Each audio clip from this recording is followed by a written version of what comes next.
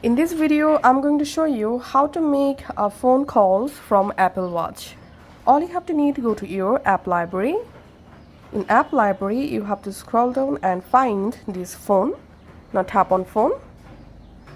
And here, you can select dial pad, or you can just go ahead and dial your number, or you can go to contacts, and here you will find your all contacts. Now just go ahead and find out the contact you want to make a call.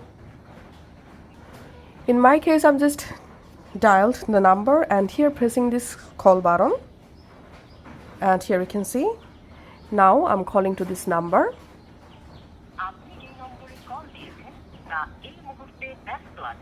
So here, that's how you can make a call, and you can just end the call by tapping on this end button.